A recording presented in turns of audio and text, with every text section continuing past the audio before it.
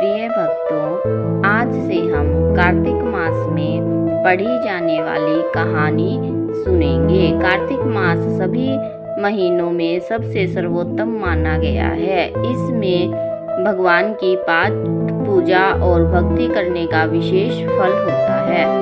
आज हम पंच भिक्षु की कहानी सुनेंगे। कार्तिक में सुबह 5 दिन तक पंच भिक्षु की पूजा करें। 11 12 को कुछ न खाएं, 13 को जीम लें, फिर 14 को कुछ न खाएं। बाद में पूनम के दिन 5 चीजें ब्राह्मणी को दें। इसी प्रकार 4 वर्ष तक पंच भिक्षु का व्रत करें। 5वें साल ब्राह्मणियों को जोड़े से जिमाएं और दक्षिणा दें। इच्छा अनुसार साड़ी और रुपये रखकर सासू जी के पैर छू कर दें। पंच भिक्षु की कहानी इस प्रकार है। एक साहूकार के बेटे की बहू थी। वह कार्तिक के महीने में सुबह जल्दी उठकर गंगा जी नहाने जाती थी।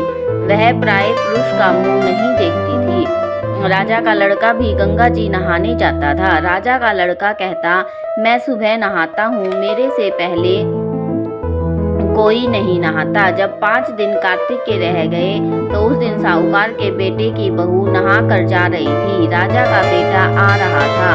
शोर सुनकर जल्दी से जाने लगी, जिससे अपनी मोती की माला वहीं पर भूल गई।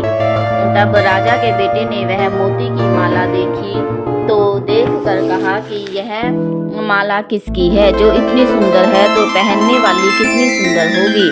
बाद में सारी नगरी में ढिंढोरा पिटवा दिया कि जिसकी यह माला है वह मेरे पास आएगी, तब मैं उसकी यह माला दूंगा। और खुद वहां तोते का पिंजरा टांग कर बैठ गया। सुबह साहूकारनी की बहू आई तो पहली पैड़ी पर पांव रखा तो बोली कि अगर मेरे में सत है तो इसे नींद आ जाए। भगवान ने उसका सत रख लिया और उसे नींद आ गई। वह नहा कर चली गई। राजा का बेटा उठ कर बैठ गया। तोते से पूछा कि क्या वह आई थी तो वह कैसी थी? तब तोता बोला कि अप्सरा जैसी थी, बिजली जैसा झल कामड़ी, गुलाब जैसा रंग। राजकुमार ने कहा कि आज तो मैं उंगली चीर कर बैठ जाऊंगा, फिर नींद नहीं आएगी। दूसरे दिन वह उंगली चीर कर बैठ गया। जब वह आई तो भगवान से प्रार्थना करने लगी तो इतना कहते ही राजकुमार को नींद आ गई। वह नहा कर चली गई। तब उसने उठकर तोते से पूछा तो उसकी सारी बातें बता दी। तब राजकुमार बोला, मैं आंखों में मिर्च डालकर बैठूंगा, और रात को मिर्च डालकर बैठ गया। वह आई, प्रार्थना की और नहा कर चली गई।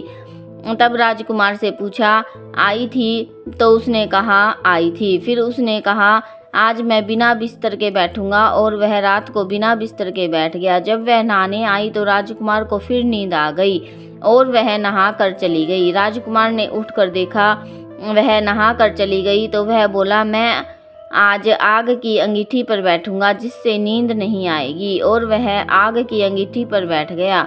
साहूकार की बहू आई तो उसने भगवान से प्रार्थना की कि 4 रात तो निकाल दी, आज की रात और निकाल दो।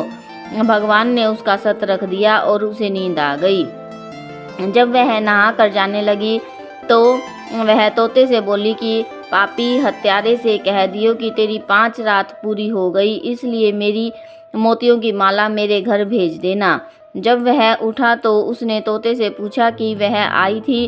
तोते ने कहा वह आई थी और उसने अपनी माला मंगवाई है।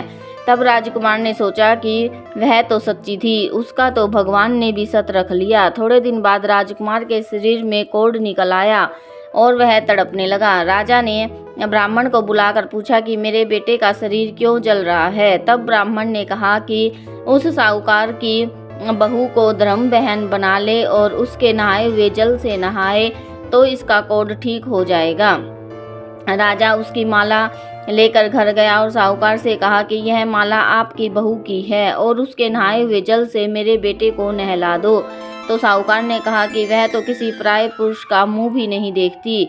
इस नाली के नीचे राजकुमार को बिठा देना, जब वह नहाएगी तो ऊपर से पानी गिर जाएगा।